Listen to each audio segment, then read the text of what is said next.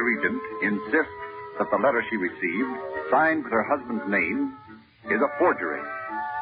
Léon Dufresne, Chandler's chief agent in Paris, is mysteriously missing. Bob and Betty return from a sightseeing trip with the news that in a narrow street near Notre Dame Cathedral, they have seen a man resembling Dufresne struggling with a huge, sinister fellow in an old house. Chandler and Bob return to the house and discover Dufresne alone and unconscious. The present act opens in the hotel. Chandu the Magician.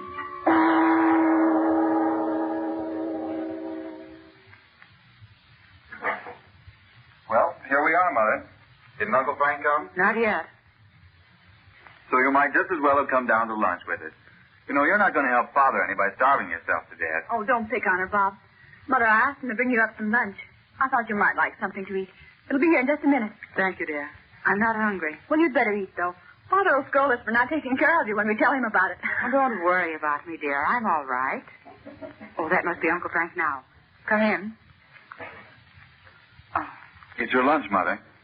Put it here on the table, Anna. Dear Mother, doesn't that look good? I'm a big choir. Nothing more, Antoine. Thank you. Merci, Madame.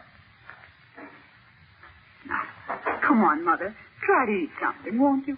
Yeah, you act as though we'd already found out that Father was drowned or something. Oh, Bob. Well, I didn't mean that exactly. You know I didn't. Oh, there you are at last, Frank. Yes. I've had a very busy morning. Dufresne's still unconscious at the hospital. Did you go through that old house where we found him, Uncle Frank? Yes. I took 2 gendarmes, and we went through it from the cellar to the roof. All the tenants told the same story.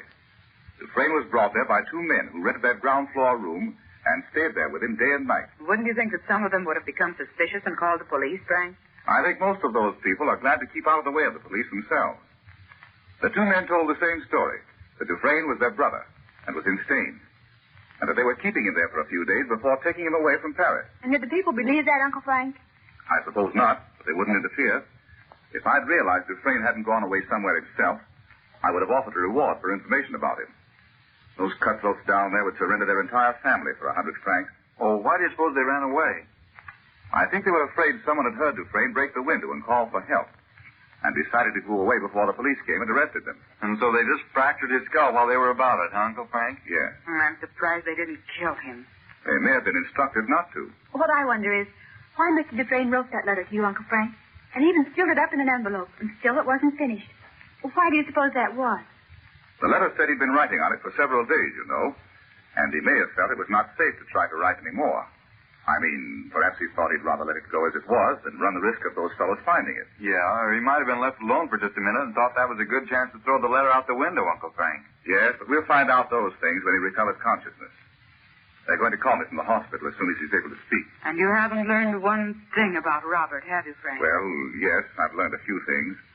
I've been to Robert's laboratory. You didn't find anything that would give you an indication of where Robert might be? No, the place had been cleaned out.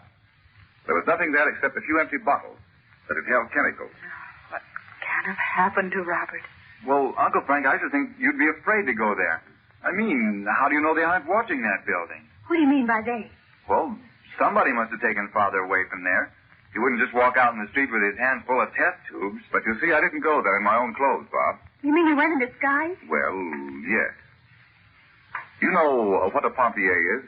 I thought a pompier was a fireman with a brass helmet and everything. That's right. You know, in Paris, the person who owns the building is charged a fee for calling the fire department when there's a fire. So it's to every landlord's advantage to keep the cost of calling firemen down to a minimum. Well, can you beat that?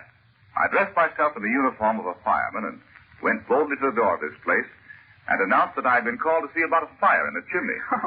I wish I could have seen you, Uncle Frank. Frank, I don't understand how Robert's been communicating with Mr. Dufresne all this time. How did he get word to Mr. Dufresne or get letters out to be mailed? Well, you see, Dorothy, the chemist on the ground floor was one of our men. He didn't know who Robert was, but he knew there was something going on upstairs that was not to be spoken of. His wife had been getting Robert's meals and also taking messages for him to Dufresne. But where are this chemist and his wife? I don't know. Dufresne's letter said nothing about them, you know. He just said he'd received a message from me, telling him to close up the chemist's shop, and when he went there to follow my instructions, He found the chemist and his wife gone, and the shop closed. But Mr. Dufresne didn't say a word about them in his letter, did he, Uncle Frank? No. And that must mean they were not there when he arrived. You mean the chemist was really working for someone else all the time, Frank? No, I don't mean that. I think he and his wife were probably sent away by a message purporting to come from Dufresne. Well, gee, it certainly is complicated, isn't it? Mother gets a message from Father saying he has to go away for a few days. And Mr. Dufresne gets a message from you telling him to close up the chemist shop. And the chemist gets a message from Mr. Dufresne telling him to go away. And don't forget, Father told Mr. Dufresne Uncle Frank wanted him to come to Cairo. But what can be the purpose of all this, Frank? Surely... The purpose was to get into Robert's laboratory and search it. But why? Because they think he's made a discovery that they can use. And that means those papers of Robert's that were stolen from the house in Beverly Hills have never been found. Where do you think they are, Uncle Frank? I think they're in the hands of some person, some native in Algeria or Egypt, who doesn't know what they are. Don't you know a ranger said Roxor had the Arab who stole the papers in Alexandria killed? The one who tried to sell them to me in Algiers? Yes. Well, if the papers are just kicking around in some native house down there in Algiers, they certainly will never do anybody any harm. No, unless someone comes along who realizes their real value. As a matter of fact, those papers are just like an unexploded shell lying around somewhere where anyone might come along and kick it. Right. I know. But who would want Robert's secret now? And how can you even begin to look for these men and the men who've sent Robert away? Well, first, of course, I went to the police. Foreigners are required to register with them. And we may find them that way. I'm having Dimitri looked up. I know if he came to Paris, he might be able to lead us to the rest. Listen, there's that summons thing. Now I bet you'll find out about Dimitri and Father and everybody. My crystal ball. There it is. May we all look, Uncle Frank? Maybe about Father. Yes, or... What a strange picture. Gee, yes. The ocean, isn't it? But it sure looks funny. How black and menacing the water looks. Look at the rocks at the edge.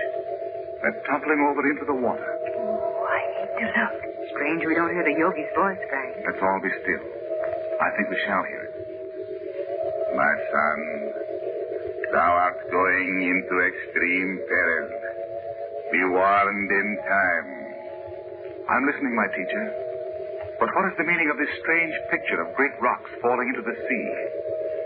Interpret it according to the wisdom of the East, my son. The sea of thy life is black with clouds of seeming evil. But thou art strong to deny it, if thou wilt. I understand.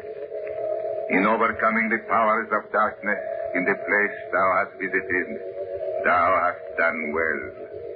The brotherhood commends thee. But thy work will succeed only by unceasing vigilance. Dost thou understand, my son? Yes, my teacher. Tell those thou lovest they must be strong. Tell thy sister this. When there be an empty space within thy life, fill it with love. Farewell, my son. Await the call. The picture's gone. And of all the mysterious things the Yogi's ever said, this one wins all the prizes. Oh, I bet Uncle Frank understands it, don't you, Uncle Frank? Yes. Well, how about what he said to Mother? What does he mean by an empty space in her life? Oh, silly, he means because Father's not with her, of course. Yeah, I bet. I suppose you think he means for her to go around falling in love with a lot of other people. You would. Oh, you make me simply wild. You know I don't think anything of the kind. The trouble with you is you're a complete extrovert. Is that so? Oh, you don't even know what one is. The gong will mark the end of the 91st round. I'm sorry, Uncle Frank. You haven't done that for a long time. Gee, won't you ever teach me how you do that, Uncle Frank? I'll promise you I'll never fight with Betty again, if you will. My word. You almost sent me to do it. Do you think the Yogi meant you're actually going to someplace near the sea, Frank? Or was that picture just, well, symbolic? Dorothy, I can't tell you. I must find out first whether... I'll see who it is, Mother. Oh, hello, Naji. Come in. Did you get your ticket? Yes, Betty. I could have seen to that for you, Naji. Oh, thank you, Chandu. But I had to be in that part of Paris for something else. And it was easy to see about the tickets then. Chandu, I have seen on the street Dimitri. You have? Was he alone? Yes, he was hurrying along the street as though he wished to be out of sight as quickly as possible. Did he see you? No, Chandu. Nicky told me Dimitri came down to Cairo to see you a few weeks ago. Did he, Najee? Nicholas told you. How did he know that? I told him. What do you want, Najee? Let us not speak of that. No, that's all over now. But say, what... Najee, where did Dimitri go? Did you notice? Yes, I follow him as fast as I can, so we will not see me. And he went quite a long way. That is why I was so late returning to the hotel. He entered the Rue José d'Antin, and I saw him stop before a little shop. A shop? What kind of a place was it? It was a gem cutter shop, very tiny, with small windows. Could you find the place again, Najee? Oh, of course, Chandu. Can you tell me exactly where it is? I will go with you and point it out, Chandu. Oh, no, that won't be necessary. Just give me the location and I'll find it. Najee, did you notice that there was a clock around there anywhere? In the street, I mean? A clock? But no, Bob. Why do you ask? Because that message Uncle Frank found in the statue said, the clock strikes 5. I thought if that was a meeting place, there might be a clock around someplace. Oh, no, Bob. Now, Najee, tell me where that shop was. I'll answer it. Hello? Robert, I'm listening, yes. Tell Frank what? I can't hear you, dear. Yes. Yes. And what? I can't hear you. Robert, listen to me a moment. What are you? And are you? Robert, tell me where you are. Robert.